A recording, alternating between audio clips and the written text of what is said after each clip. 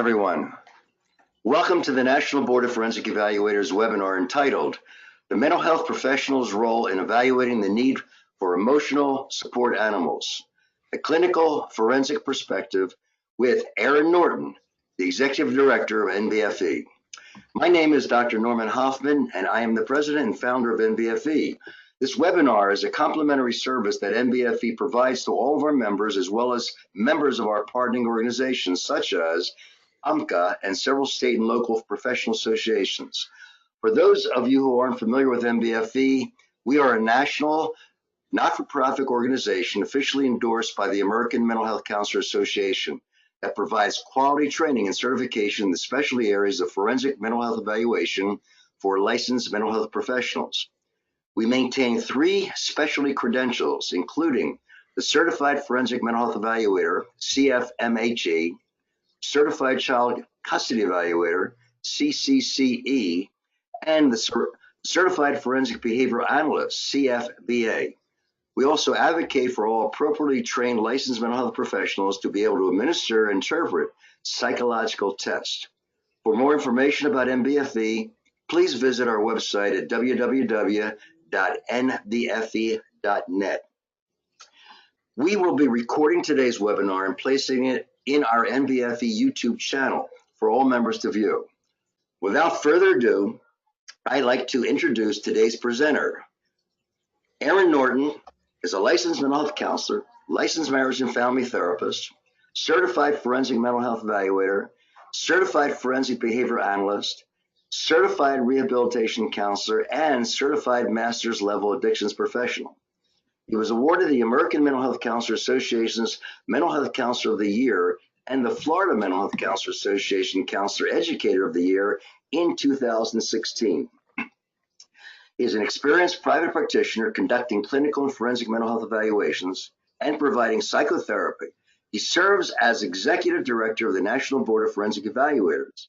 He is also an adjunct professor at the University of South Florida's College of Behavioral and Community Sciences, and he is the Chair of Education, Training Standards, and Continuing Education at the Florida Mental Health Counselor Association, and he is currently completing a PhD. He's a counselor education supervision at the University of South Florida. Ladies and gentlemen, please welcome Mr. Aaron Norton. This is a great way to wrap up a week, spend a Friday afternoon here. I'll tell you what, this topic has been really high demand. We've had a lot of people register for this webinar, and I keep getting requests. We actually did this webinar because we kept getting requests from both therapists and from forensic evaluators to do something on this topic because it's a relatively new topic for most people and very few people have any training or information on it. So I'm glad that we really did some homework and we did a lot of research. We went through best practice guidelines and ethics, and we wove it all together for you in a presentation today. And we also created a checklist that you can use when you're addressing some of these requests. So we really wanted to equip you with some tools for your clinical practice. This has been a pretty high demand topic for us, and we uploaded into the handouts a PDF version of today's slides, as well as a checklist that you can use for addressing emotional support animal requests or letter requests. And then also we uploaded a sample letter that literally I just finished today. So that information's for you in the handouts panel, and you can download it anytime during this presentation here. Looking at ethics, law, and clinical practice. And what I found so far with counselors who have talked about emotional support animals is that they may be thinking about the clinical practice, the therapeutic aspect, but they may not be thinking as much about law and ethics when it relates to this issue. Recently, on the American Mental Health Counselors Association Open Forum, there was a big dialogue going back and forth between different counselors about emotional support animal requests and how to address them. And you could pretty clearly tell when you look at people's responses, some people are thinking about law, some people are thinking about ethics, some people are thinking just about what do I think is good for my client right now, and maybe a few people were thinking about all 3. So this webinar is aimed to really help bring these 3 components together and help make sense of them for you. All right, so First thing, you see that oftentimes in trainings, people throw out disclosures that could reveal bias. So I guess you could say I have a little bit of a bias in the sense that I'm an animal lover and I have animals and I think they're great for my emotional wellness and well-being. This is literally, I recorded this last night, 2 Chiweenies in the Norton Travieso household here, playing like they like to do. And then we have my beagle. He's an old guy down at the bottom here guarding his Roomba. And I can tell you, when I come home and I see these animals and they interact with me, it definitely gives me a boost in my sense of mental wellness. But what we're going to learn today is that requests for emotional support animals aren't about whether or not you feel good around animals, around pets. That really has very little to do, or only partly to do, with the question of whether an emotional support animal is appropriate for somebody. Oops, let's see how I can get to the next slide here. All right, so let's start with the therapeutic benefit of emotional support animals. Now, originally I thought maybe I could show you guys a whole bunch of studies where we go over the therapeutic benefit of emotional support animals. And then I thought we won't have time for that. Plus, that's really beyond the scope of the focus of this webinar. So instead, I thought it'd be neater. Now, you could read more about that in some of the reference materials that I've hyperlinked in this presentation. So you can do all kinds of reading on what the therapeutic benefit is and limitations clinically for emotional support animals. But I thought we would just do a fun way of looking into this a little bit. There's some polling questions that we didn't launch yet to help me get a sense of who's in the audience. So let me go ahead and launch those right now. First question, and you should see this on your screen right now: which of the following best describes you? And your options are counselor, marriage and family therapist, social worker, psychologist, or other. So take a moment and let us know who's out there today, who's attending this webinar. We got a big crowd, that's for sure. 83% of you have responded. We'll give you just a moment longer.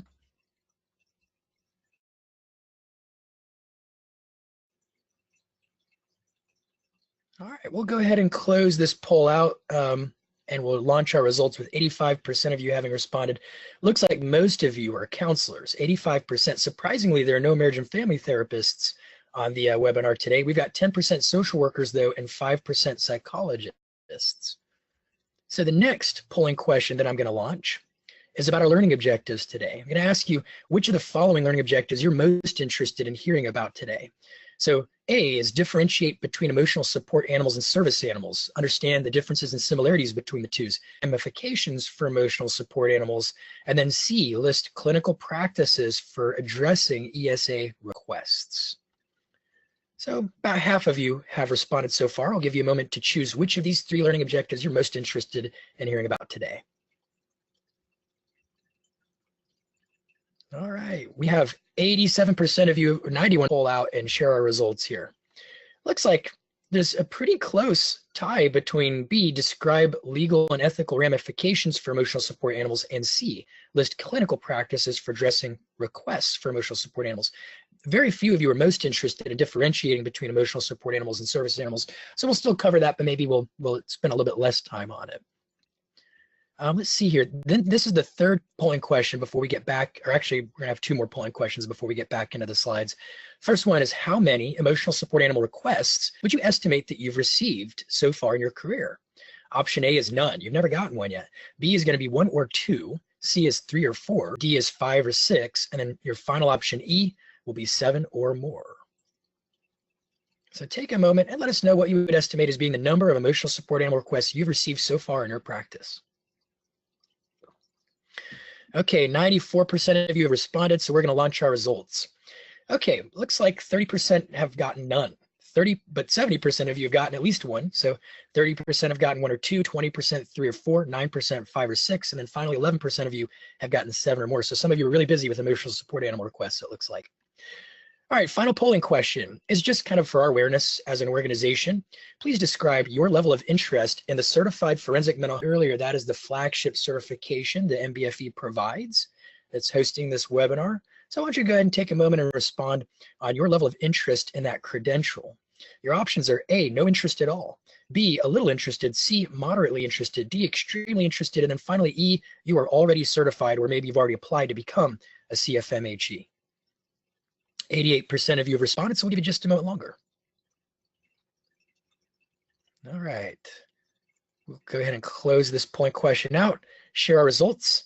43% of you are already certified forensic mental health evaluators, or you've already applied to become one. And then the other 57% of you have varying levels of interest in the credential. So you can always learn more about the credential by visiting nbfe.net and then clicking on certifications and then reading about the CFMHE credential. All right, so we'll come back to some other polling questions later, but let's come back to the slides here. So therapeutic benefits of emotional support animals. We're going to do a little qualitative measure here, non-IRB approved, just to see what you all think about therapeutic benefits of emotional support animals. So I'm going to flash a series of pictures here, of images on the screen, and I just want you to notice how you feel and what you think as we go through some of these pictures.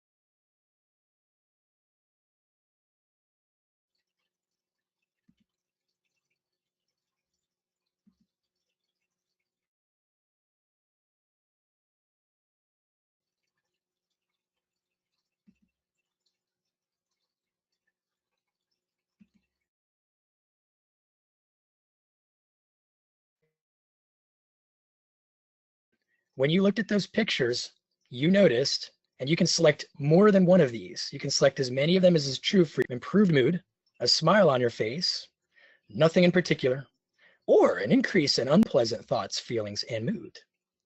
So go ahead and take a moment and respond. And you can select more than one, as many of these as is true for you.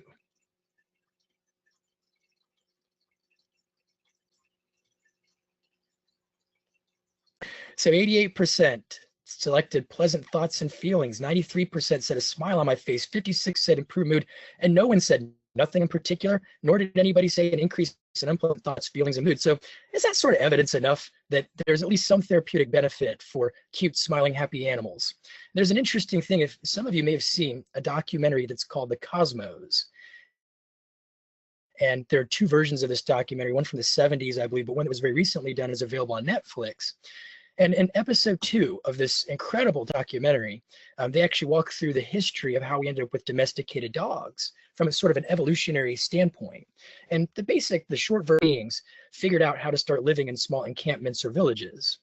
And when they did this, they would have fires running at night and they'd be cooking food and those sorts of things. And packs of wolves would wander nearby the human camps. And wolves were not friendly towards humans for the most part. Food, they would hang out, and then humans would ward off unfriendly wolves with fire, which wolves generally do not like.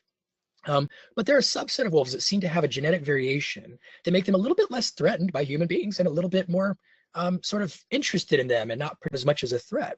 And these subset of wolves would actually spend more time closer to the human encampments and scraps left over by the humans. Then eventually these wolves sort of figured out in some way, I've got it kind of easy with these humans, they pack.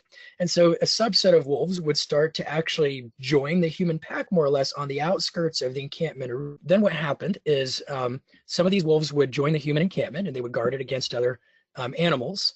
And then the humans sort of fare peacefully at night, knowing that we have watchdogs, essentially, or wolves at the time, that are guarding our encampment and alerting us if something's approaching. Over time, humans started taking these wolves in and then integrating them more in their camps. And then over selective breeding over eons of time, we ended up with animals that are perfectly genetically designed, essentially, to be companions to human beings, to be very loyal towards them, and to be very protective of humans. And once you feed the animal and that animal is part of your camp or your pack, that animal is very loyal to you, and sort of its entire world is wrapped around you. You're at the center of the dog's world. So it's a really interesting story about how we are designed to be companions for human beings. So you can check that out if you wanted to look into it some more. So let's move on then to what is an emotional support animal and how is it, what's a service animal and how are the two different, and what does the law allow about these two different designations and the service animals? We're going to be focusing primarily on the emotional support animals because that's the emphasis of today's webinar. But we're still going to tell you about service animals because you have to know how to differentiate the two. So the first thing that we'll talk about here is that dogs, and we'll start with the Americans with Disabilities Act, or the ADA. The ADA doesn't really deal with emotional support animals, despite what some people think. The ADA is only about service animals, and service animals in the ADA are defined as dogs and miniature horses that are individually trained to work or perform tasks for people with disabilities. Emotional support animals are not service animals under the ADA, and they don't have any protections under the ADA, despite popular belief. Service animals are different from ESAs because these are animals that are professionals. They're not pets, and they're not just there to help you to feel emotionally well. They're working, trained animals that are specifically trained to perform certain key tasks, either on the behalf of the individual with the disability, or they perform these tasks, certain tasks that help ameliorate significantly psychiatric symptoms. So for example, there are dogs that are trained to remind their owners to take their medication at various points, or to alert them if something's changing in the environment. There are dogs that are trained to, or that are actually trained to recognize the onset of a panic attack and take appropriate action. So those could sometimes be classified as psychiatric service animals, but emotional support animals are not protected under the ADA. So how can somebody find out if an animal parading around in a cape or something is really a service animal? Well, what they're allowed to ask is things like, is this your pet? If the person answers yes, then they're not a service animal and they're not protected under the ADA. And you can also legally ask, what service is the animal trained to provide? You can't ask the person about the nature of their disability, but you can ask about the animal, what service is the animal trained to provide? And if there's no answer to that, if they're not trained to provide a service to the person that could ameliorate a disability, then it's not a service animal and it's not protected under the ADA. Now, emotional support animals, on the other hand, are defined by the ADA network as providing companionship, relieving loneliness, and sometimes helping with depression, anxiety, and certain phobias. But they do not have that special training to perform tasks that assist people with disabilities. So they're not service animals and not protected under the ADA. Question. Yes. Does the therapist have any responsibility in determining whether or not an animal is appropriate for emotional support, i.e. pit bull? We're going to get to that. So let's hold off on that question because we're about to be answering it. I guess I could tell you the short version is that as a mental health professional, you aren't evaluating the animal. You are evaluating the person. And you will see later on that, in fact, in letters, one of my recommendations based on the literature is that you include a disclaimer that assessing whether the animal is appropriately behaving of a licensed mental health professional's role. There are animal trainers that can do those kinds of services, but not mental health professionals. Our job is to assess the individual, the person, and we'll make more sense of that later on in the webinar. So it's a good question, but we'll get to it. So service animals, generally a public accommodation has to modify its practices to permit the use of a service animal by an individual with a disability. So you should be allowing a client, for example, to bring a service animal into your practice and to be making adjustments and accommodations for that to happen. You do not have to do that for an emotional support animal, though, because they are not protected under the ADA. There are some exceptions. One exception is if the animal's out of control and the animal's handler doesn't take effective action to control it, or if the animal's not housebroken. But other than those exceptions in the law, you really have to accommodate that service animal. If you can't, for some reason, if the animal has to be properly excluded based on those two reasons, then you still have to figure out a way to give the individual access to obtain the good services or accommodations that are provided by your company or your organization or whatever else without the service animal being on the premises. So that's what the ADA says about service animals, and it's not about emotional support. It does say that handlers should have control of their animals, maybe through a harness, leash, or another tether. And remember that only dogs and miniature horses are acceptable as service animals under the ADA. You can't ask about the nature or extent of a person's disability, but you can inquire to determine whether an animal qualifies as a service animal. So we sort of covered that earlier. You can ask if the animal is required because of a disability and what work or tasks the animal has been trained to perform. But you cannot require documentation. So unlike emotional support animals, you cannot require a person with a service animal to provide you with documentation, which of course always raises the question about, well, then how do you really know if they're a service animal or not? You really don't, other than the limited questions you are allowed to ask. So you also can't charge the individual with a disability more because of the use of a service animal in order to accommodate the service animal. That is also illegal under the ADA. So now let's move on to the laws that deal more than 2 laws that provide protections for ESAs. Other than that, they're not protected. You're not entitled to bring your ESA into a particular business or a public facility. You're entitled to bring your service animal there, but you're not entitled to bring an emotional support animal. There are only 2 places where the law provides a protection for emotional support animals. The first one is the Air Carrier and Access Act, or 14 CFR Part 382, which is the federal code of regulations. Any animal that's individually trained or able to provide assistance to a qualified person with a disability or necessary for the emotional well-being of a passenger in the context of, they're going to be flying on a passenger plane, for example. So unlike the ADA, the CAA also extends some protect, but they have to have documentation. Remember, with the ADA service animals, no documentation required, but for ESAs on planes, you have to have documentation. That's where we come in as mental health professionals. Now, in some cases, these ESAs are not, in other cases, they are trained animals. However, in all cases, they must be able to behave appropriately in a public setting. And that part, the part about being trained to behave appropriately in a public setting, is the part that you can't really assess as a mental health professional. You're not a dog expert as a mental professional, you're a person expert. So you really can't attest to the third bullet. That's between the client and the public entity or the airline or whatever else on whether or not that animal seems to be behaving appropriately. You should be talking about that. That's part of your assessment, is to review that information with your client. We'll get to that, but ultimately you can't make that determination. So emotional support animals are considered to be service animals under this law, not under the ADA, but under ACAA. Emotional support animals are considered on par with or equal to service animals in many respects. So that's one of the 2 areas. Now, as a carrier, so we're talking about an airline company, for example, you must permit a service animal to accompany a passenger with a disability or an emotional support animal, either one. You can't deny service because it offends other passengers, and you must permit the animal to sit with the passenger unless the animal obstructs the aisle or emergency exit or something along those lines, in which case you have to offer both the passenger and animal alternative seating. You are not required to accept the animal for transportation documentation, i.e. no older than 1 year from the date of the passenger's scheduled initial flight. And it has to be on the letterhead of a licensed mental health professional, such as a psychiatrist, psychologist, LCSW, or medical doctor.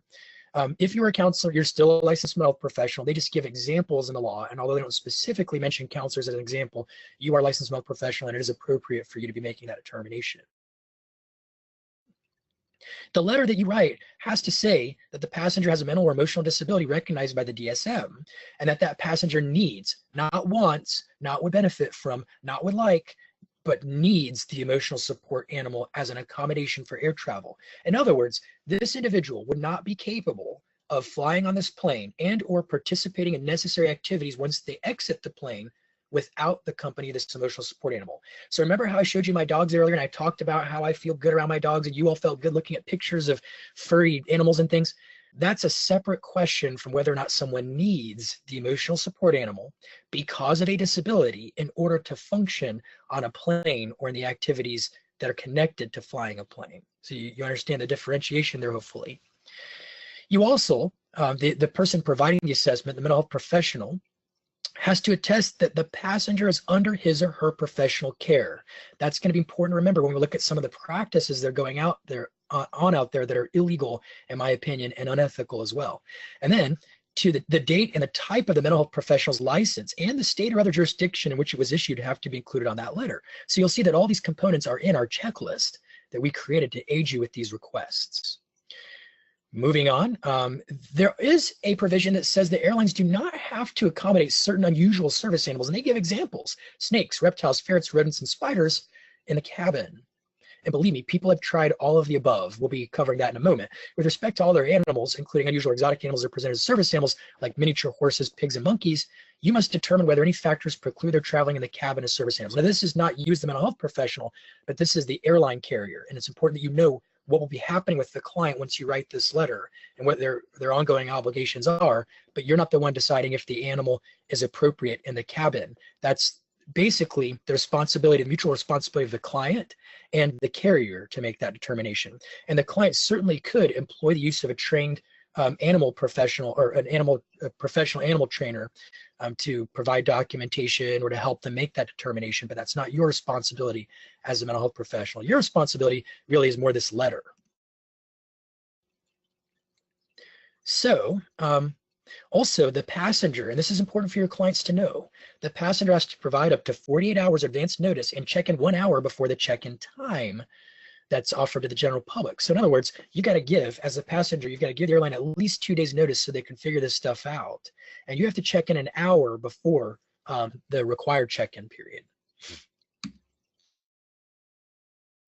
Because the airline and the carrier needs its time to be able to process this and figure things out. The person with the disability signs a waiver of liability for damage. Or I'm sorry, they do not. You cannot require them to sign any waiver of liability for damage or loss of assistive devices or injury to death or injury to the service animal. So that's an interesting thing to know about as well. So really, the next area of federal law that protects emotional support animals, remember there are two. One deals with the with airlines. The other one is going to be the Fair Housing Act. So here's what the act says. Persons with disabilities may request a reasonable accommodation for any assistance animal, including an emotional section 504. An assistance animal is not a pet, though, in this law. Remember, in this law, that emotional support animal is not considered a pet, per se. It's an animal that works, provides assistance, or performs tasks for the benefits of a person with a disability, or provides emotional support that alleviates one or more identified symptoms or effects of a person's disability. So, again, the mere fact that I love my pet and I feel good around my pet and I want my pet with me doesn't mean that A, I have a disability, and that B, I require that pet in order to function, or that pet alleviates identifiable symptoms that connect to my disability. So that's really what we're getting at with the Fair Housing Act requirements. So here's some of the things that are being looked at with the Fair Housing. Reasonable request. Does the person seeking to use and live with the animal have a disability, which they define as a physical or mental impairment that substantially limits one or more major life activities? Benefiting from or wanting a pet is not a physical or mental impairment that substantially limits one or more major life activities. So you have to figure this out as the evaluator. You have to figure out not just do they have a disorder, but do they have a disability? Does that disorder result in a functional impairment of some kind that substantially limits major life activities? And some of you don't know how to do that. Some of you are rehabilitation counselors, and this is all you do, and you're accustomed to it. You're used to taking psychological records and looking at disorders and diagnoses and interviewing clients and pulling in data and then determining how does this person's disorder, their symptoms, their DSM symptoms, how does that translate into functional impairments, i.e. disability? But most counselors, I would say, do not have that training, and so they shouldn't really be doing this kind of assessment until they get that training. And we are providing some of that training today, but there are other resources that you can use to learn more that we'll be talking about. Second, does the person making the request have a disability-related need for the assistance animal? So, for example, do they need the animal to work or to perform tasks? Does the emotional support animal alleviate identifiable symptoms? If the answer is no, then they're really not emotional support animals, they're pets. And pets can be denied in certain housing or in housing period. So, we could pretty much skip the rest of this. I think a couple of important things. The housing provider can ask the individual to provide documentation of the disability-related need for the assistance animal, and that's where your role comes in as a mental health professional when it comes to a housing ESA request. The mental health professional has to attest that the animal provides emotional support that alleviates one or more of the identified symptoms or effects of an existing disability. Such documentation is sufficient if it establishes that an individual has a disability and that the animal question will provide some type of disability. DSM diagnosis is not a disability. So again, if you do not know how to determine whether somebody has a disability, which a lot of mental health professionals do not know how to do, if you don't know how to do that, then you really shouldn't be dealing with these kinds of letters or assessments. You have to get that training first so that you can perform those services competently. Now, if we take a look, though, at some of the ethical guidelines, on one hand, and this is one of the arguments that a lot of people were raising in the forum on AMCA, who aren't thinking as much about the law. They're thinking, well, my job is to advocate for my client. My client loves their pet. They want to have their pet when they move into this new apartment, but the apartment doesn't allow pets. So I need to help my client get their pet because I think it's good for them to have a pet. I want to advocate for my client. But Advocacy in this case is advocacy for disability rights, not for somebody to have a pet they love. So let's go though to look at the ethical codes as far as advocacy goes. When appropriate, counselors advocate at individual, group, institutional, and societal levels to address potential barriers and obstacles that inhibit access and/or the growth and development of clients. So people make the argument that we really ought to be advocating for ESAs when it's appropriate, as part of our job. And this is the American Counseling Association Code. You see something very similar with the American Mental Health Counselors Association Code, which was updated in 2015. And you see something very similar with the CRCC Code for those of you who are rehabilitation counselors working with, for the National Association of Social Workers for those of you who are social workers. So let's pause there for a moment, keeping in mind our ethical call to advocate for our clients. And let's launch another polling question here real quick. I'm going to ask you, and keep in mind, we have no idea what these are anonymous answers, so feel free to answer honestly about things. This is your belief. I believe that ESA, or emotional support animal letters, are A, clinically appropriate anytime a client wants one, B, are sometimes appropriate, and C, are never appropriate. So those are your options. Go ahead and take a moment and select the one that you think is most appropriate for you, the one you most believe. 70 or 81% of you have voted, so we'll give you a moment longer here to cast your response. And looks like at this point, 90% of you have chimed in. We'll go ahead and close this poll and share our results. So 93% of you said sometimes appropriate, 4% said never appropriate, and 2% said anytime a client wants one. So it looks like the vast majority of you are sort of in the same camp that I'm in, which is that I believe sometimes these letters are appropriate and sometimes they're not appropriate. And that seems like a very reasonable perspective given the information available to us. But we're going to look into that some more. And it could be that the other 6% of you maybe change your mind a little bit when you get exposed to some more information in this webinar, or maybe you don't. So let me go back to the slides here and let me minimize that at my screen and get this out of the way. So now let's move into the implications and controversies about emotional support animals. In cases of the first difficulty is that verifying true service animals versus ESAs versus pets is actually not as easy as a lot of people think, and a lot of people are afraid to try and do it. Because it's illegal to ask for or require documentation that an animal is a service animal, it's pretty easy for someone to pose an ESA or a pet as a service animal. It's fraudulent. It's illegal here in Florida, but people do it. And people are often afraid to ask questions for fear of allegations of discrimination against an individual with a disability. So people are afraid, oh wait, what question am I allowed to ask? Which one am I not allowed to ask again? I don't want to get sued for discrimination. I don't want to get in trouble. I don't feel comfortable doing this, so I'm just going to let this pass. That happens a lot. And in other cases, people go all the way to bring people to court over these incidents, and people end up with criminal charges sometimes because they fraudulently pose either an ESA or a pet as a service animal under the ADA. Now, some of the states where laws have been passed that prohibit this are New York, Colorado, Maine, Michigan, Nevada, New Hampshire, New Jersey, New Mexico, North Carolina, Texas, Utah, Florida, and Virginia. And there are maybe others as well. These are just the ones I know about that have passed laws that illegalize fraudulent portrayal of service animals. And there's a lot of attention in the media these days. Lots of states cracking down on fake service animals. Lots of editorials written. Here's one, Psychology Today, service animal scams, a growing problem. People can buy these capes and things for their dogs online very easily and very inexpensively and then parade their animals around, and we don't really know if it's legitimate or not. The ARP law aims to stop owners from listing pets as working dogs. Numerous states cracking down. I think, no, this isn't the one I wanted to show you, but Delta tightening its rules for service and support animals to try and deal with problems that have been happening on the airlines with inappropriate ESAs. The emotional support scam, here's an editorial from New York Post, their rules for ESAs. Airline passengers are getting upset because in some cases these ESAs are misbehaving, and that's creating a problem for others. And some people are concerned that these ESAs on planes signal a cult of victimhood, that people are getting a growing sense of entitlement that isn't true necessarily for many people who claim that they need these animals.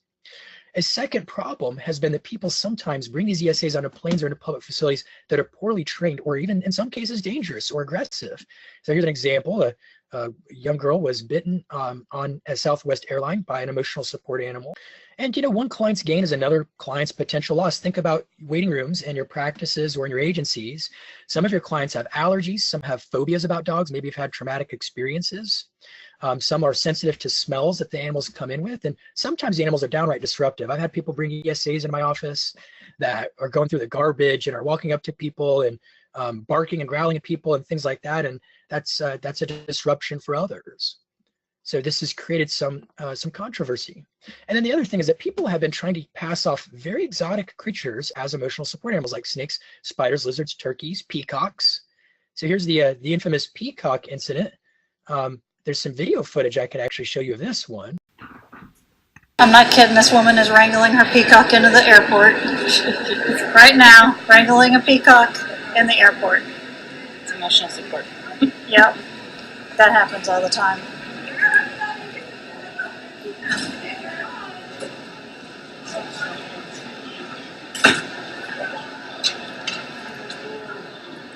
That just happened. What the hell, New York? Well, let's pause here for a moment and let's take in some questions. Okay, let's see. I have to back up. You said you have some questions, Norm. Do you want me to just look them up? Do you want to see them? You want to put them up? Yeah, I'm looking at them. So, Okay. so let's see here. Let me start from the top and then kind of work our way down here. The last one, I think, is, do I have to include the Audio, client's whether it's actual diagnoses? No, there's nothing in the law. And you'll see in our sample letter, I actually don't include the client's diagnoses in the sample letter. My perspective is that since the law doesn't require that, it seems like an unnecessary disclosure. So I don't disclose the actual diagnoses. Now, if you end up in court, and understand that if you write these letters, you could end up in court, or you could end up having to provide information to the court. I'll give you some examples of that happening here in Florida. But if you end up in court, you may then have to provide much more detailed information, including diagnoses, but you don't in the letter. Lisa was asking. Any other question? Yeah, if the lease says no animals, does the individual have the right to bring that service animal in or emotional support animal? They may. If the appropriate ingredients outlined in the law have been met, then even in places where you cannot have animals, you may be able to get approval to the landlord may be obligated to allow it. Any other questions? Here we go. So does the therapist have any responsibility in determining whether or not we already answered that one? What is the ADA network? The ADA network, from what I understand, it's like something that the government created as a way of answering questions that people ask about the ADA. So it's a government website. So if you just Google ADA network, you should be able to find it. And if not, email me and I can send it to you as a link. And I think there's a hyperlink to it in my presentation as well. Snacks on the plane, Edward asked. Maybe Edward meant snakes on the plane. That's a good question. Remember, the law says, though, that exotic animals, including, as an example, snakes, do not necessarily have to be allowed on. So people are trying, but oftentimes that is not being approved. Here's a question from James. Do I have to include, we already answered that question about the diagnosis. Kirk asked, doesn't most DSM diagnosis include functional impairment in the definition? In DSM diagnoses is a general vague thing that will say, oh yeah, it has to cause clinically significant impairment. Doesn't have to be both, but could be one or the other. And so that doesn't tell you specifically necessarily are there impairments. Maybe it's just distress and not impairment. Maybe it is impairment, but it's not substantial, or it doesn't affect functional capacities. In fact, the DSM very clearly tells you that disorder is different from disability. And if you look in the DSM's, I think it's section 3, you will see that they offer the World Health Organization Disability Assessment Schedule as an additional resource that you can use once you've formulated the DSM diagnosis. If you want to figure out, yeah, but is that disability or not, then move on to the World Health Organization Disability Assessment Schedule, and that may help you to translate symptoms into functional impairment to help you determine if disability exists or not. We'll get into all that in a moment, though. Question, I understand a counselor determines a client's needs for emotional support, but does a therapist have you? Well, in a way, I don't know the answer to this question. What I know is that no documentation is ever required for a service animal. So I don't think the person needs a mental health professional to create a letter because people aren't allowed to ask for documentation. So what I'm accustomed to is people get their service animals through places that train those service animals, and that's probably the entity that's providing some kind of a rationale for the service animal that the person can use to defend themselves if it was ever alleged that they were falsely using a service animal. But I'm not aware of any need for a mental health professional, or I guess I don't really know the answer to that question, but the short answer. And it's a little beyond the scope of this webinar because we're only talking about emotional support animals here. So maybe we could do a separate webinar on that, whether the extent of the mental health professional's role in service animals. Next question with Erica. I've been told that as the treating psychologist, I cannot write an ESA letter for a current client due to lack of objectivity. Instead, my client would have to be evaluated by a different MH provider who would, if appropriate, provide the ESA letter. Is that the case?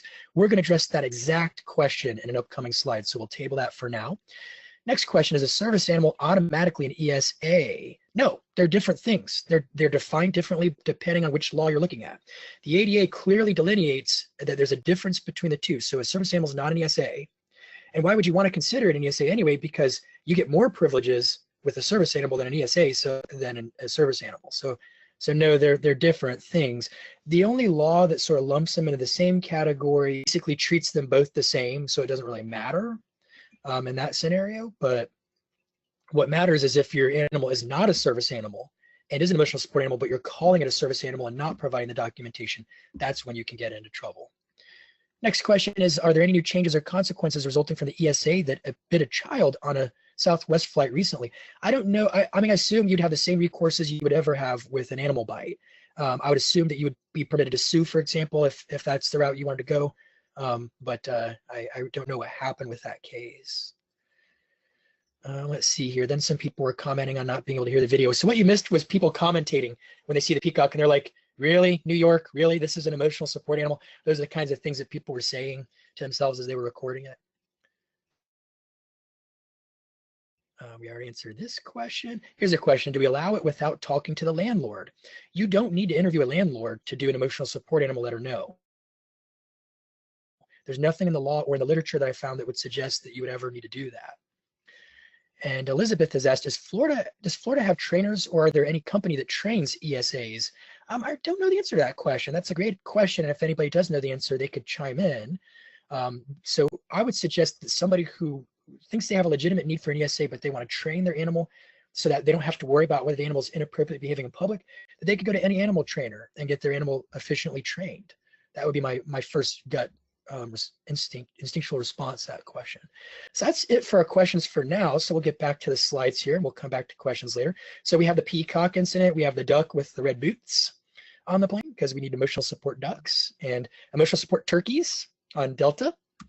And yes, people have tried emotional support tarantula with a nice little thing that says don't touch because I'm working. And even people, here's even a website that's encouraging people to get emotional support snakes. And here's a funny piece, but also a serious piece that a therapist named Dr. Lay did for Psychology Today. Please keep your emotional support iguana off my couch.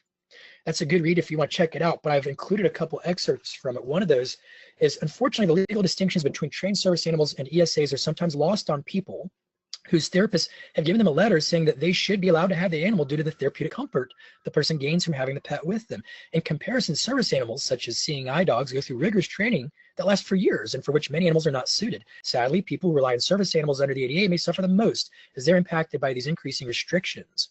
Therapists who write such letters rarely understand the nuances, and crafting the letter actually serves a legal purpose, that they are attesting to the person having a legal disability and asserting that the animal is required to write this letter.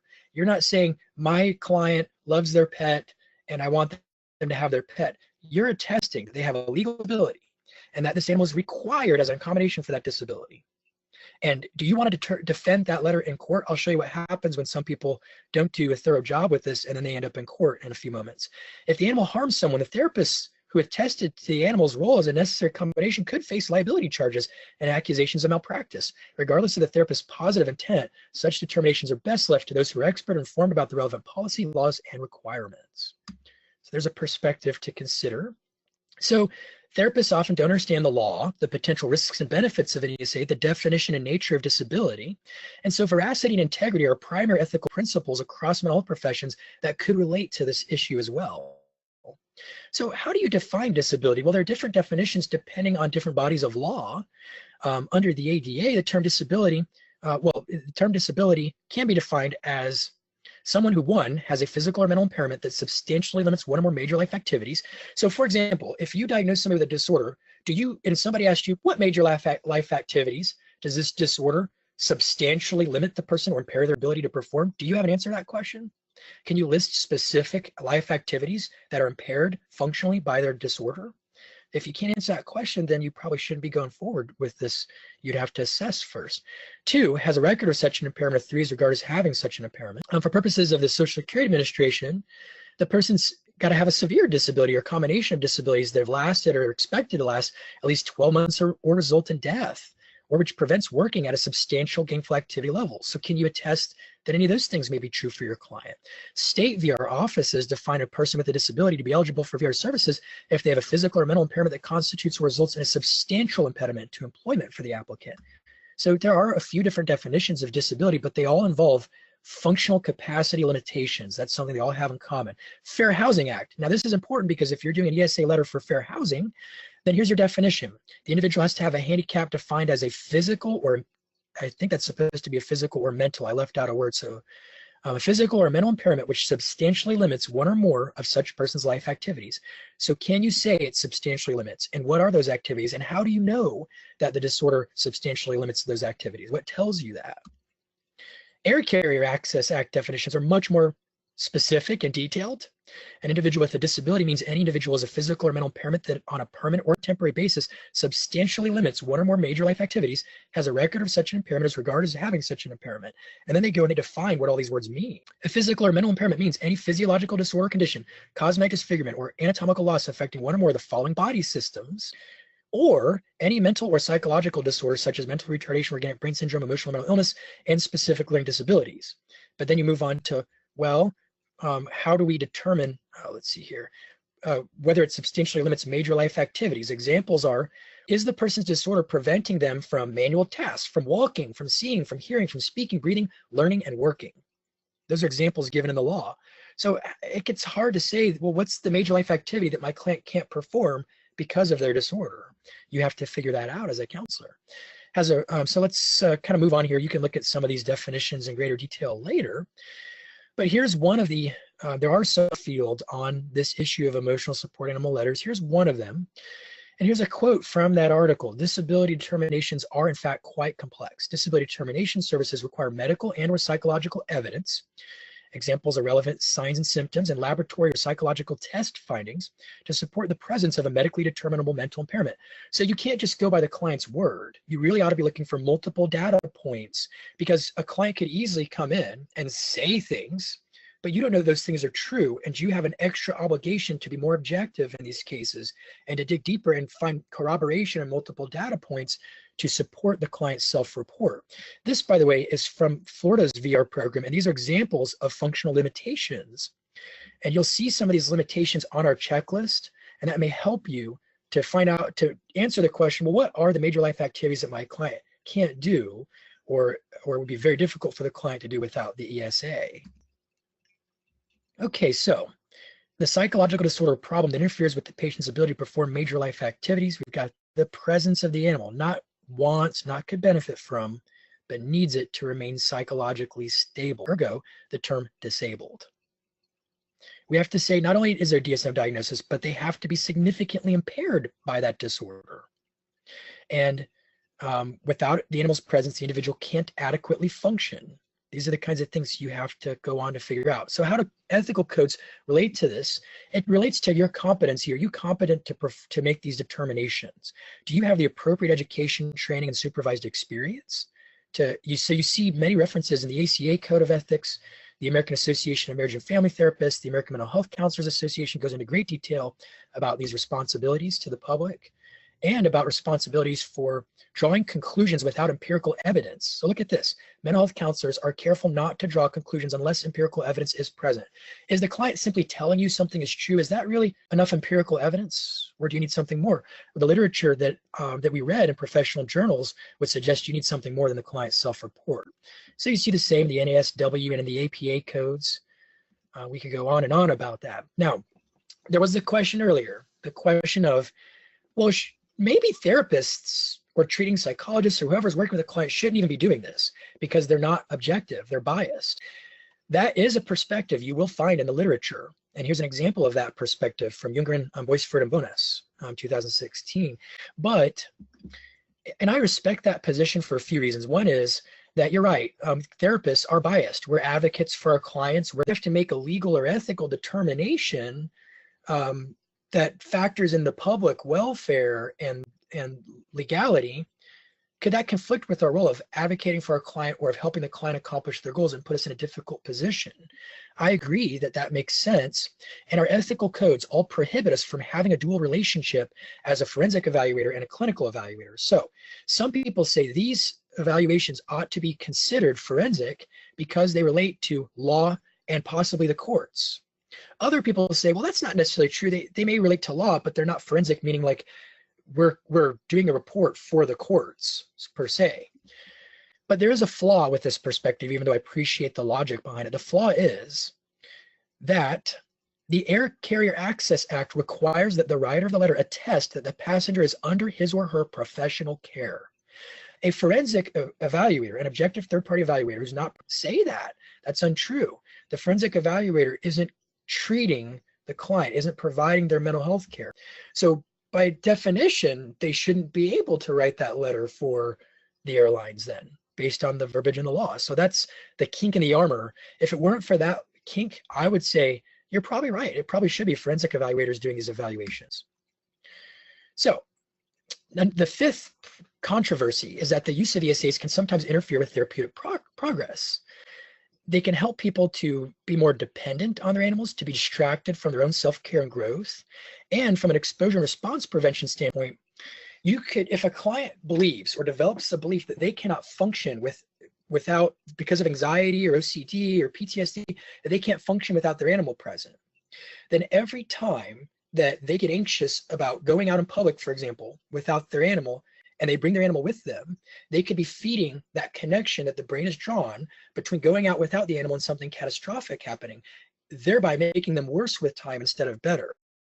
That's the exposure and response prevention perspective. So let me give you a few case scenarios to illustrate this. These are true cases. Alf was recently kicked out of his home by his wife, who's now considering divorce because of his chronic alcoholism and lack of follow through with recovery. Ralph took the family dog with him and moved into an apartment. He shows up for his next therapy session with his dog with him, who's not very well behaved at all in the office. Ralph discloses that he's continued drinking and he has not attended his AA meetings. And when asked why, he said, because I can't leave my dog alone. Okay, so this was a case of mine. And I asked him, and I said, have you left your dog alone for 2 hours before you moved out? And he said, yes. And I said, did something horrible happen? And he said, no. And then I said, so I'm having a hard time understanding why you can't leave your dog to go to an AA meeting.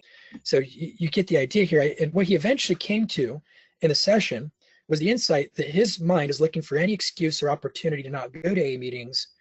And the idea that he can't leave his dog alone became what his brain latched onto as a reason to avoid it.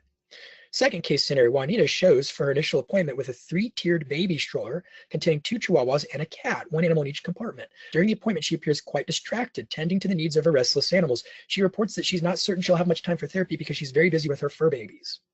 See the problem here? This is a person who had very severe mental problems, but this person would actually say that she couldn't do appointments, couldn't do therapies, didn't have time for IOP or PHP because she's too busy being a caregiver for 3 pets that she takes with her everywhere as though they are children. Case scenario number 3, Emmett contacts a therapist and asks if he can get an emotional support animal. He explains that he and his girlfriend are going to fly up north to visit family. His girlfriend has a chihuahua that she does not want to leave behind because it makes her anxious. Plus, he explains dog kennels are expensive and so are fees for bringing them on a plane. So do you see some of the problems here with this already? The therapist explains that if Emmett's girlfriend would like treatment for anxiety, she can come in, and the therapist can conduct an assessment and develop a treatment plan, which may or may not include an emotional support animal. Emmett responds, oh, she doesn't want treatment. She just wants to bring her dog on the plane. So this is the majority of the kinds of requests that I get. There's a minority that look to me like very legitimate requests, but the majority of them are scenarios where it seems like people don't really need the animal, or they're saying on one hand, I need an emotional support animal because my mental health is so poor. On the other hand, I don't need treatment and I don't want treatment. Well, if you don't want or need any treatment, then is your condition really that bad that you have to have an emotional support animal? It raises some interesting questions. So what happens when people go to court with some of this stuff? I'm looking, okay, let's go back to this. So there is a Florida case, Hahn versus Shoreline Towers, Phase 1 Condominium Associates, 2009. A psychologist wrote a letter opining that the plaintiff suffered from severe panic attacks, was unable to properly cope with anxiety and stress, and was particularly vulnerable while residing at his home or condo due to past occurrences on the property. Dr. Evans thus wrote that he was prescribing a service animal to provide support and help the plaintiff cope with his emotionally crippling disability. So far, so good. But let's move on to what the court said in this case. They said, although the defendants could not have known this at the time, meaning the condo association, the record shows that at the time Dr. Evans signed this one-page letter, his entire treatment of the plaintiff consisted of 2 recent 1-hour counseling sessions. During the second session, the plaintiff gave Dr. Evans the text or template for the letter that he wanted to be sent to Shoreline. Dr. Evans testified during deposition that he used much of what the plaintiff wrote, although he probably made some changes to the letter before sending it to the board. So they said, this is not a thorough assessment, so we're actually not going to find in favor of the plaintiff. They found in favor of the condominium in this case. And the psychologist had done very little to assess. All they did was 2 counseling appointments with somebody up front and then signed a letter that the client essentially wrote saying this person needs an ESA, but they didn't really have data to back it up. So understand that's what could happen if you write a letter for somebody without a thorough assessment. Now there are examples, better examples that I could give you, but I'm going to show you one in a minute anyway. So let's go to another polling question based on what you've heard so far. I know we're moving at a fast pace, but I'm doing that because there is a lot of information here that I want to make sure that we try to get to. But let me launch a quick polling question here. Do you believe that human beings are, quote, entitled to a life free of emotional and psychological stress, end quote? Select which of those you would have to go with. Your options are yes, no, or C, I'm afraid to answer. So do you believe that human beings are entitled, in quotes, entitled to live a free life of emotional and psychological stress?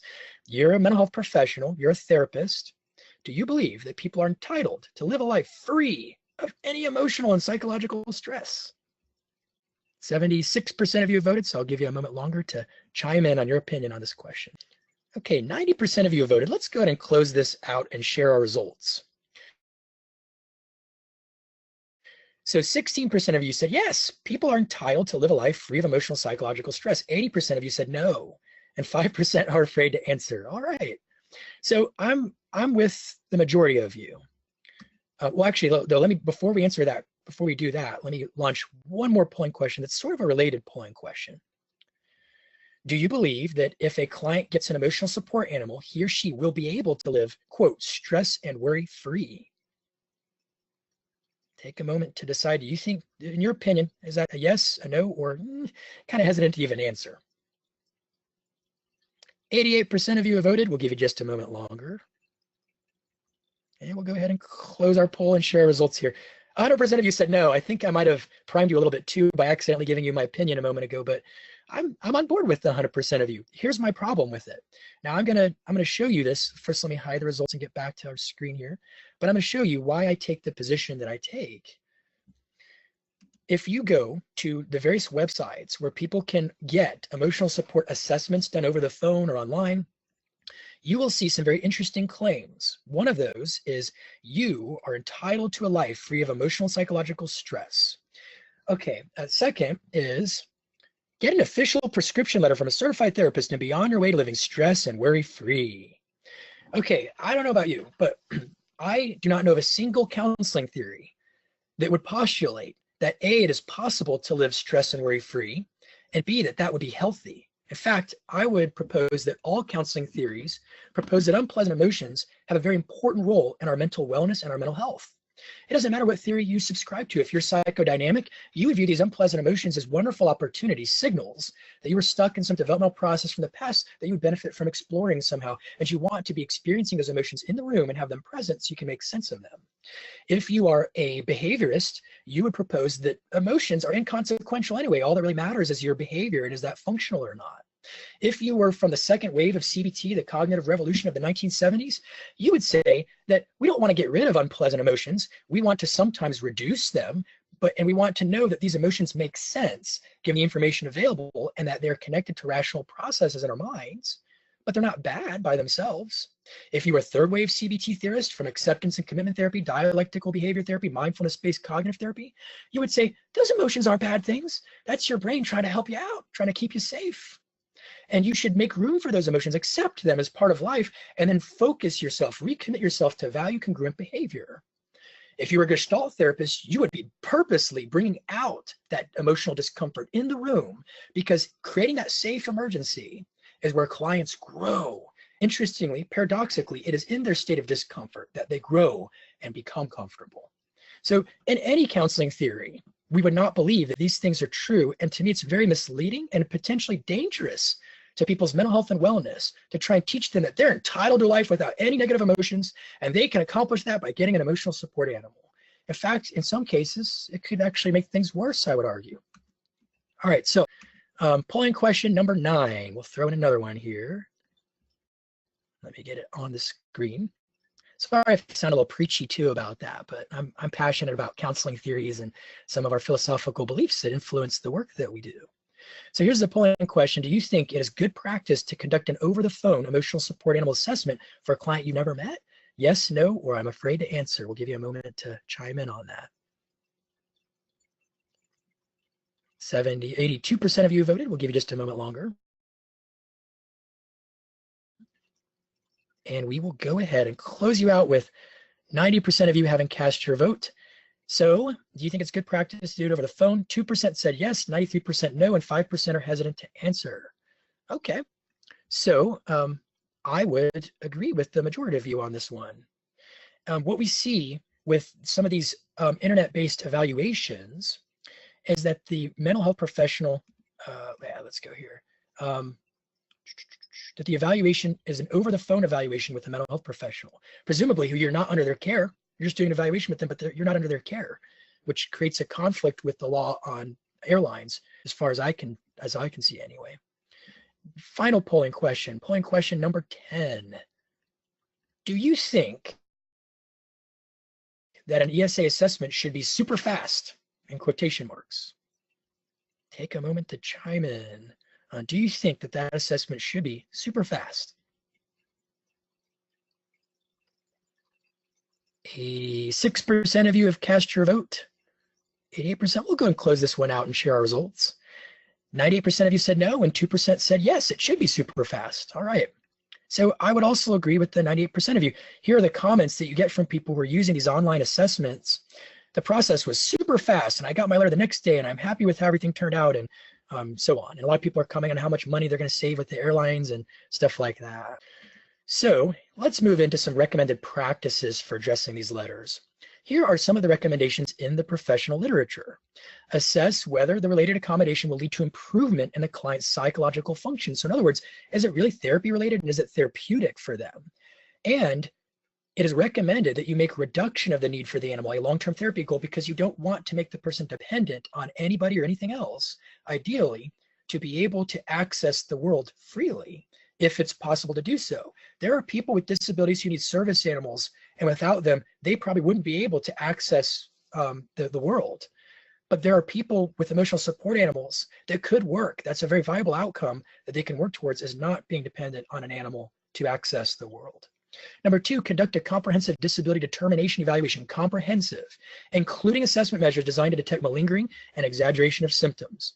How many people are really doing that with these letters? Number 3, develop an evidence-based protocol for addressing the requests. And then number 4, limitations should be offered in letters, such as time restrictions.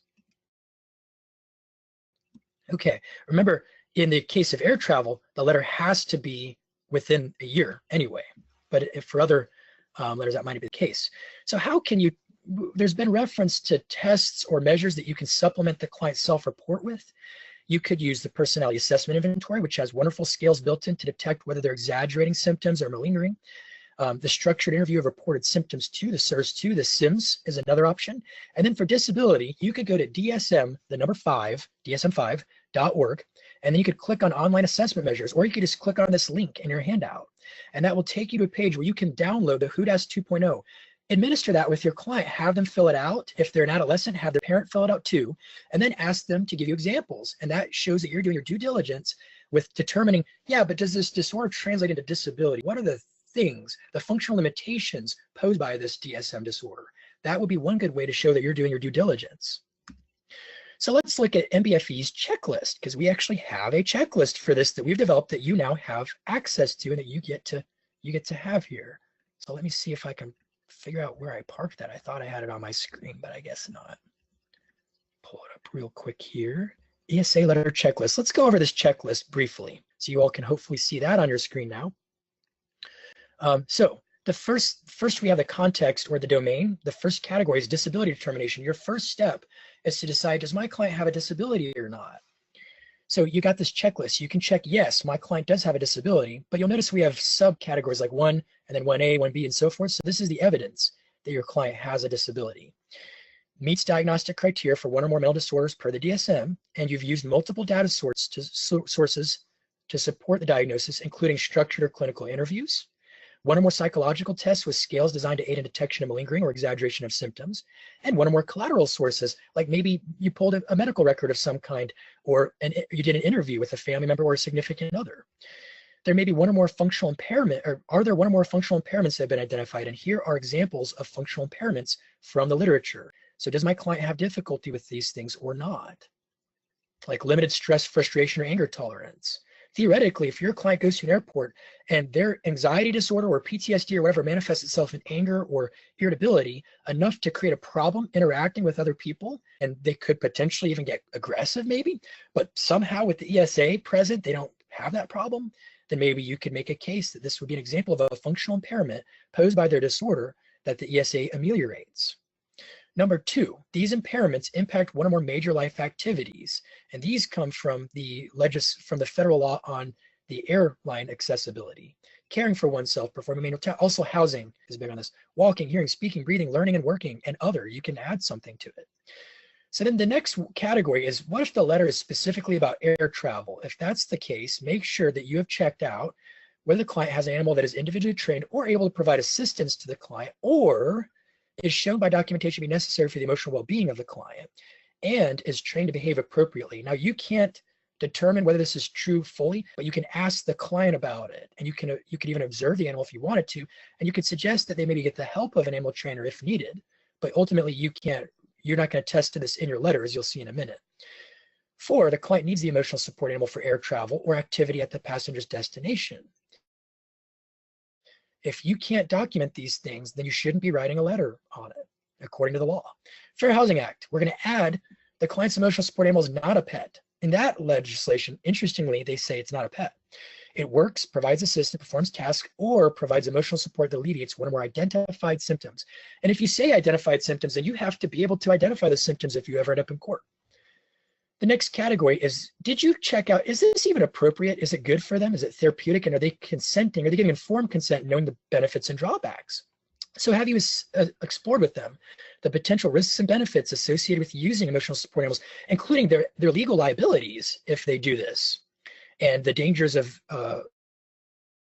misidentifying their ESA as a service animal and so forth?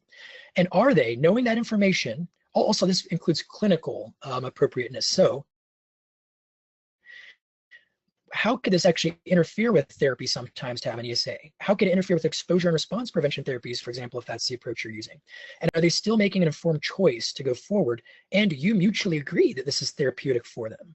And by the way, have they signed appropriate release forms that allow you to write these letters? Because you can't just hand them a letter that says, to whom it may concern, have no release form signed. You need to know, where is this letter going? Who should I address it to? Is it going to Delta? Is it going to United? Is it going to your landlord? Sign a release form. You've got to get that to protect yourself. So then the next category is the letter requirements itself. Now we're getting to what the letter looks like. Is it provided on your letterhead? That's required by law. Is it dated? Also required. Is it addressed to a specific entity if possible? And does it attest that your client has a disability as recognized by the DSM? You don't have to list that disability, but you have to attest that this is true. If the letter's about air travel, you have to also say that the client needs that ESA as an accommodation for air travel or activity at the client's destination.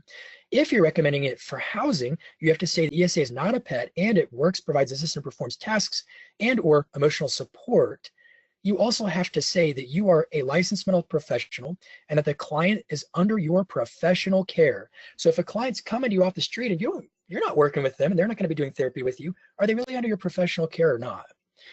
The 13th item is the letter identifies the specific animal and the role that it serves as the ESA. So in other words, what if you wrote an ESA letter and you didn't identify what the animal is or who the animal is, and the client tries to bring a tarantula on a plane and that tarantula had nothing to do with the informed choice process or the assessment that you were conducting? Now we have a problem.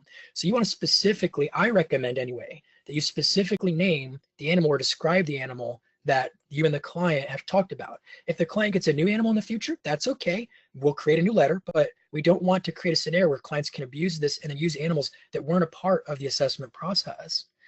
And I would advise that you include a disclaimer asserting that the evaluation of appropriateness of the ESA's behavior is beyond the scope of your practice. That may help clear you liability-wise if that dog bites an animal on the plane or something like that, for example.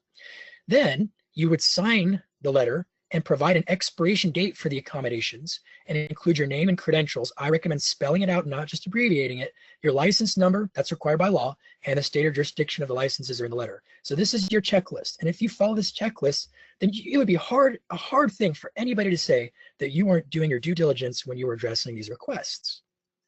So let me give you now a good case example. In my opinion, this is a good case example. It's one of my own, and it is a scenario where I thought an ESA was appropriate. 15-year-old adolescent girl with diagnoses of generalized anxiety disorder, panic disorder, major depressive disorder. She is very close to her family dog. She and her parents leave for a high school sports competition because she's a high school athlete. They go out of state for a week, leaving the family pet at a kennel. Upon return, the dog is acting strangely, so they take it to the vet, who prescribes an antibiotic and says the dog will be just fine. But when they get home, the dog continues to act strangely and eventually starts writhing in pain, coughing up blood, howling in pain. It was horrible for the client from her perspective. And then the dog started going into seizures and then died in my client's arms, blood and everything. The client witnesses this, feels traumatized by it, blames herself for leaving the dog at the kennel, etc. This loss triggers a new major depressive episode, and the client participates in therapy. The client begins recovering. In a few months, that should be after or later, actually, the family buys a new dog. The client starts to think or feel like she can't leave the dog alone for very long and becomes anxious when she's not around the dog. The client attempts an overnight stay at her grandma's home, but she returns home early due to panic. She was having panic attacks. The client attempts an overnight stay with friends. She gets through the night okay, but she was miserable the whole time and couldn't sleep. The client agrees with the therapist that it would be best for her to work on coping with being away from her pets. That's the long-term goal, is that you do have to get accustomed to participating in life without your pet. And what happens if another pet dies on her and we foster more dependency on that animal for emotional well-being? She's back to square one or maybe worse off. So a long-term therapeutic goal is to gradually have her participating in life without her pet always having to be at her side. And instead, her pet is part of her life. I mean, think about this. Would you suggest that a client be dependent on a significant other to go anywhere all the time, or on a boyfriend or a girlfriend? You have to have your boyfriend or girlfriend with you to go anywhere to participate in life, and that's therapeutic. We would never say that. We would call that maybe codependency. But why would we do that with an animal? So we thought that in the meantime, though, an ESA letter for a very limited purpose might be appropriate, and here's why. Because she had a sports tournament out of state. She's convinced she'll be unable to function for the event if her family pet is left at a kennel. But she also doesn't want to force one of her parents to stay home and not be present for this major life milestone. That would get her depressed and feeling guilty also, so she really can't win either way. She wants to be able to take the dog on the plane and in the hotel when staying out of town for this one occasion, which is coming right up, and we don't have time to do a lot of preparation for it. So I administered the personality assessment inventory, the adolescent version, did a couple structured interviews that are designed to help detect malingering. I administered a Beck anxiety inventory that showed that she had really severe anxiety. And I did the HOODAS adolescent version. Both the parent and the child completed it, which showed the functional limitations that were posed by her disorders, ergo disability. And then I interviewed the mother, who corroborated her account to the T. So I discussed with her the potential benefits and drawbacks of the emotional support animal. That's an informed choice. And then I agreed to write the letter for this 1 week, clarifying that an expiration will show on the letter. And we agreed to continue working on systematic desensitization or graduated exposure and other coping strategies upon the client's return. I think this is a good case, in my personal, humble opinion, because A, this was an established client, not just some person who just called me up and said, I want to bring my dog on a plane, so do an evaluation. B, the client demonstrated motivation and therapeutic follow-through. She was really working hard on herself. C, there was thorough disability-related assessment with multiple data points and more objective measures. And there was a demonstrated need in relation to vocational function. In this case, she can't function as an athlete on this trip if she doesn't have the animal brought with her instead of being left at a kennel again. And then we included a limitation in the time frame, and the long-term care has been considered. So we're thinking about what's our end game, what are we working towards long-term, and then finally we thoroughly explored the implications. So there's an informed consent. So let me show you an example of a letter then. What I think is a good letter, and you have access to this letter now in the handouts there. Let me go to. I need to go to Box, and then I need to go to MBFE, and then I need to go to today's webinar. And I'm going to bring up a sample letter. This particular letter is a sample as it relates to air travel. So notice I've got a date, I've got a letterhead. Those are required by law. Notice that I've specifically identified, in this case, the fictitious company that this letter is going to, and a release form is signed for it. Susan Castilla, fake name, is my client and has been under my professional care since November 3rd, 2017, demonstrating that I didn't just meet this person. Susan is being treated for a mental disorder that meets the diagnostic criteria outlined in the DSM, and that disorder constitutes a mental disability. So notice I didn't have to name the disorder. She requires an emotional support animal as an accommodation for air travel as well as activity at her destination. Her ESA is a black Labrador retriever named Roxy, and her ESA alleviates identified symptoms that affect her disability. Please allow Susan's ESA to travel with her in the cabin of the plane in accordance with the Air Carrier and Access Act. So I named the law involved.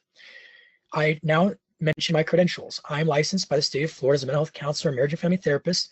I am a certified rehabilitation counselor, so disability is an area of expertise for me. And I'm a certified forensic mental health evaluator under the MBFE, and I'm appropriately trained and qualified to conduct assessments for my clients in need of an ESA accommodation.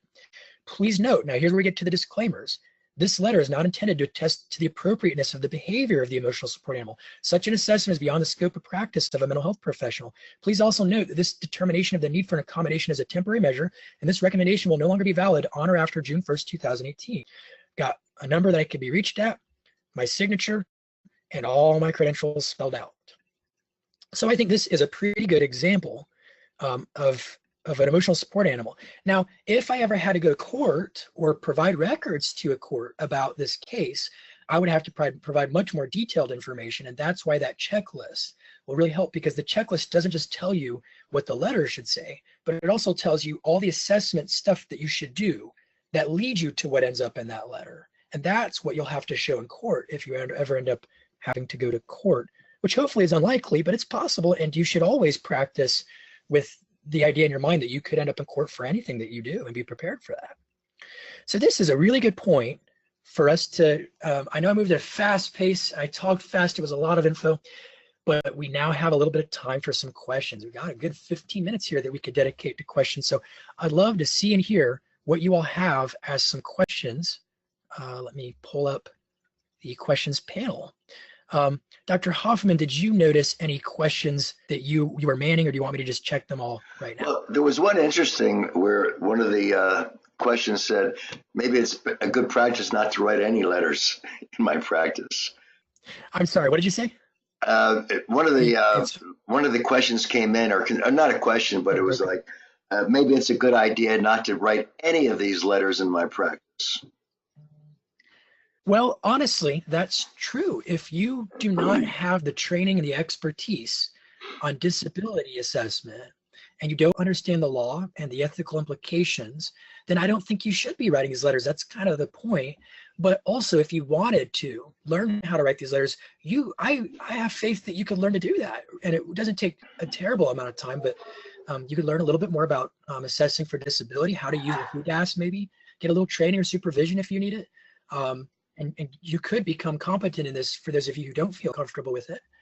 but it's certainly within your prerogative to choose not to do these kinds of assessments. So Lisa made the comment, somebody, I think it's Dana, said there are a few trainers for dogs that help people with autism in Florida. They're very expensive. It's good to know that they're there, but they're costly. Dan also says the exception might be if you provide FaceTime or video therapy and has been working with a client for some time. So I think she's talking about probably the question of, can you do the assessment over the phone? So here's Dennis. There seems to be a clear difference between evaluation and treatment, which then becomes a conflict of interest with a therapist. When therapist is to provide a supportive environment for the client, yet also protect society from their potential abuses. Is it really possible to serve both client and society at the same time and determine need for ESA?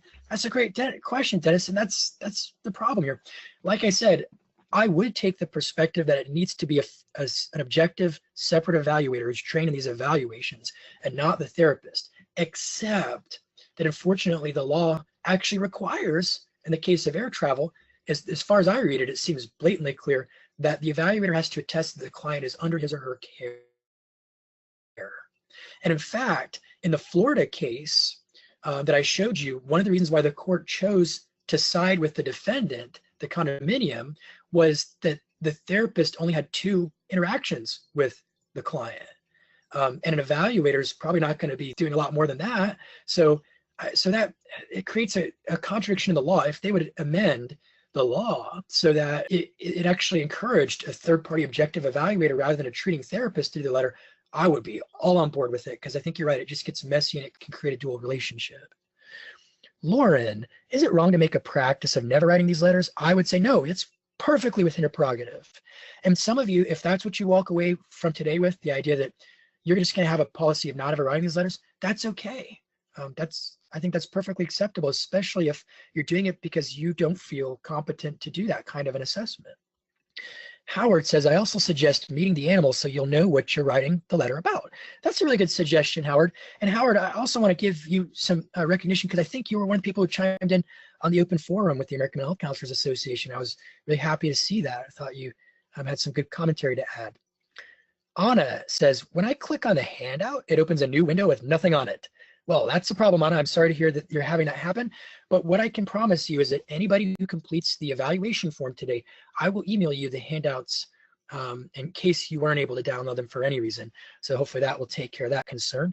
Dennis says, it seems that treatment, including ESA, is for the client, but evaluation objective measurements are for society. Do you agree? It's for both, I think. I think you're right. I think when you're doing evaluation, you're both looking at what is appropriate and beneficial for the client, and also mediating or moderating and balancing that with law, society, the general public to some degree. So I think you are, and to some degree that happens with therapy, period, but I think all the more so with evaluation. Dennis says, it also seems ESA letters, there are 2 clients, society and the client. You could say that too, I think. Edward says, could she not just have taken the dog on the plane and baggage, therefore not needing the letter? That's a good question, Edward. But they also were going to stay at a hotel. So there's that too. But that is a valid question, Edward. Great point. Denise, I'm sorry. Shouldn't we need the animal to assess the animal's behavior? Well, that would add to Howard's point earlier. I didn't see anything in the literature that said you have to have the animal with you, but would I recommend that as a good practice as part of the assessment? Yeah, I would actually, because then you can observe firsthand the behavior. And if you see that the animal's poorly behaved, you can talk to the client and say, is this really a good idea? Because you're accepting liability, and the law does require that your ESA be appropriately behaved. So is this really going to work out? And that, I think, would be a very appropriate therapeutic intervention. So I think you have a great point, Denise. Maybe we should add that to our checklist. I don't know. Laura, I'm having great trouble hearing Dr. Hoffman. I was also, it kept breaking on me. The audio kept breaking up on it, but hopefully at least the recording will come out okay. And I'll send you all a link to the recording if you do the evaluation form. Brooke is saying, great presentation. Loved the pace. Thank you for your work on this. Thank you, Brooke, for attending. I hope it was helpful. Christine says, I don't do individual counseling, but I'm thinking I could do an evaluation for an ESA for a client recommended by the counselor. And if I determine an ESA is appropriate, then the counselor can write the letter in addition to mine to cover the law requirement. That is a really interesting strategy, Christine. I'm very intrigued by it. Maybe that would be a route to go. That's an interesting idea. James, is there any research on anything with borderline personality disorder ESAs, such as someone wanting one or more one for emotional stability, and it works for that. But at the same time, it's being used for bringing attention to themselves. Seems like it would get mixed results. Great question, James. I don't know anything about whether there's literature specifically on BPD and ESAs. So that's a good question. And if anyone else knows the answer, they could chime in on that. Dana, I was thinking that this would be a good way to get more referrals. However, this training really brought to light all the ethical considerations. However, I feel confident now that I'll be able to write the letters when appropriate. And then when a client does ask for a letter and it does not meet the criteria, that seems like a good entry point to address the issue with the client. Great commentary, Dana. That sounds good. Howard says, I always do it. I think that's that might be his comment on the open forum. Or maybe it's the emotional support animal letter that he's talking about. I'm not sure. Carol, I have a client that after listening to this presentation, I agree would benefit from an ESA in an apartment that does not allow animals, and I feel much more qualified to help her with this now, so thank you. My concern is that if she got a new ESA and then has to move to a new apartment, which may need to happen in 2018, will she have trouble getting accepted by a new landlord with the animal? If so, what do you recommend? Well, I suppose that is possible. So again, what you would do is you would reassess, and then if appropriate, you would write a new letter for the new landlord. If at that time, and could that landlord still deny the client? Well, yeah, it's possible. You can't control what airlines do or what landlords do. All you can do is your job and adhering to good guidelines, ethical practice, and law when you conduct these types of evaluations. And so we really don't know what the landlord will do or not do with it. And then if the client's not happy with the landlord's decision, the client could challenge it legally if they wanted to. Edward says, wow, there are lots of comments. My previous position did not mean to sound heartless. Okay, good clarification, Edward. I didn't take it as heartless. Lauren, is it common to collaborate with a third-party evaluator for assessment purposes, integrate your own information, and then write the letter yourself as a counselor? That was a point that someone else brought up earlier, and I don't think it's common, but it is an interesting strategy that maybe would be a good way to balance all of these ethical considerations somehow. So that's a great idea, Lauren. I just don't know if it ever happens. I haven't heard of it happening yet, but it might be a good practice. Remember, this is kind of cutting edge stuff. There's not a whole lot out there yet. There's some recommended practices in the professional literature, and we're still piecing things together. So maybe that'll be an emerging practice. Christine, that way there's no conflict of interest between the counselor and client. I think you're absolutely right, and my decision will hopefully not affect the client-counselor relationship if I disagree with an ESA. So Christine, another great point about this idea of having two people. There's the therapist treating the client. The therapist refers the client for the ESA eval with maybe a forensic evaluator. The evaluator sends a report to the therapist writes her own letter, and both letters are maybe used to satisfy legal requirements. That is an interesting strategy. Maybe it would suffice. Howard, I think that if it is your long-term patient, how do you tell the patient you don't want to do it? If you do, then you may lose that patient. Can you afford to lose patients? Howard, I have told patients I won't do it, and I've never lost a patient. I would like to think I've never lost a patient because I told them I won't do a letter, a long-term patient. I think that they know why I'm doing it and they understand that, and we have a good therapeutic relationship, and I've not had that problem so far. But maybe somebody could, and yeah, I could afford to lose a patient. If that meant being ethical and obeying the law, and a client wouldn't accept that, then I'll take my hit and lose that patient. That would be unfortunate. It would be sad and unfortunate, but it's not worth my license either to engage in a practice that could be illegal or unethical in some way. So, but it is a good consideration, and it's a realistic consideration. That's just my perspective and my opinion on it that I'm expressing to you. Pamela, I have clients asking for therapy dogs instead of ESAs. I utilize a therapy dog during sessions for PTSD and assault cases. What I find interesting is that these clients realize that getting an ES letter will not give them what they want, more of a pet than an ESA. I usually point out that my therapy dog is specialized, trained, and certified by AKC training program.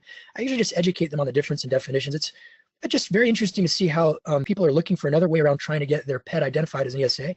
What have been some of the more inventive ways your clients have tried to get you to write an ESA letter? My existing clients have not been particularly creative about trying to get an ESA letter from me. They're pretty blunt about it usually. And honestly, a lot of times it's not as much that they think they need the pet to function on a plane or in a housing. It's they want the pet, or they want to save money on air travel. And they'll tell me that sometimes. It's the clients that are new, or they're not even clients yet, the cold calls that call me and say, I would like to get an ESA letter, but they're not my client. Those are the people who, in my experience, have been more creative with trying to get a letter written. Howard, dogs don't do well in baggage. It's not air conditioned. Great point, Howard. I don't know anything about that, so thank you for chiming in on that. Erica, are we to require a letter from a trainer as a condition for writing an ESA letter? I never saw anything in the literature that suggests you need to do that, because that's not your responsibility. to attest to the animal's behavior. Your responsibility is, does this client have a disability? Do they need this animal in order to get through, to perform functional or substantial activities of living, including accessing this plane or living with relative mental health in this apartment or condo or whatever? That's your duty. Put the disclaimer in there, and maybe you could add that to your evaluation process if you wanted to. I just don't think you have to. Howard, and you write a note on your letter saying that you can't take liability for animals since you don't know what it will do? Essentially, yeah. I do something like that, as you'll see from the sample letter. Lauren is thanking us for the webinar. Thank you, Elizabeth.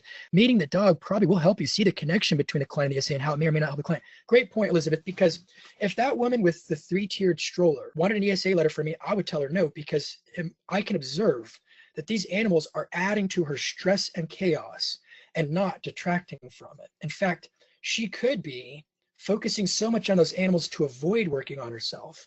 And I can see that from the interaction. She can't function because of the animals, ironically. So I think being able to see that, whereas I have had clients bring in ESAs and the dog is fairly well behaved and they interact so healthily, and I can see, it just looks to me like there would be therapeutic benefit. And I'm not saying that's enough to write a letter, but I think that could help supplement your other data points. Tracy, if you feel the animal is poorly behaved, would you deny the letter? Yes, I could see myself doing that. I would have good ethical grounds to do that. Mindy, thanks, Aaron. Always a pleasure to learn from you. Thank you, Mindy. And Elizabeth likes the webinar, finds it informative. Tracy agrees with comments about ethics. As always, Aaron, your integrity and ethical decision-making is apparent. Well, thank you, Tracy. That's very kind of you. Tiffany, recently I've had several clients who are going to college next semester requesting ESA animal letters. Good point. There's been a lot of information about college environments and ESAs. It has become some common, and many are getting the letters online. Since most of them are diagnosed with anxiety and social anxiety, the animals would be beneficial to helping them adapt, but I'm just worried that this is getting out of control. Good point, Tiffany. So anytime you do decide to do an ESA letter, again, fact on trying to not be too dependent on the animal. And I think that's part of good quality practice, because our goal is to help clients to be well, and sometimes over reliance on ESAs could interfere with that. So I do think there are appropriate cases for ESAs, and I also think that we should be working on reducing the need for the ESA over time. Holly, thank you for the webinar. Very soothing webinar voice. Thank you, Holly. I appreciate that. Dennis, what if you have a client with multiple personalities and each personality wants a different animal? Just joking. That's a great joke, Dennis. It's an interesting question. College dorms with ESA, most colleges do have policy addressing ESA, such as under 3 pounds. That is true. And so anytime you're doing an ESA request relating to a college or university, get a copy of that college or university's policy also. I think that's a great thing to do as a part of the assessment. Alejandra finds the previous joke funny as well. It looks like we've gone through all your questions. Always email me if you have a problem or you have follow-up questions too. Here's the email address. I'm available to help you. So everybody, we are out of time, and I think there are some more comments, but they're mostly just thank you comments. So if you didn't get your question answered, please email me. I'll be happy to answer your question later. And I want to wish you all a wonderful and fulfilling weekend, and we'll see you next time. Thank you, Aaron. Thank you, everyone.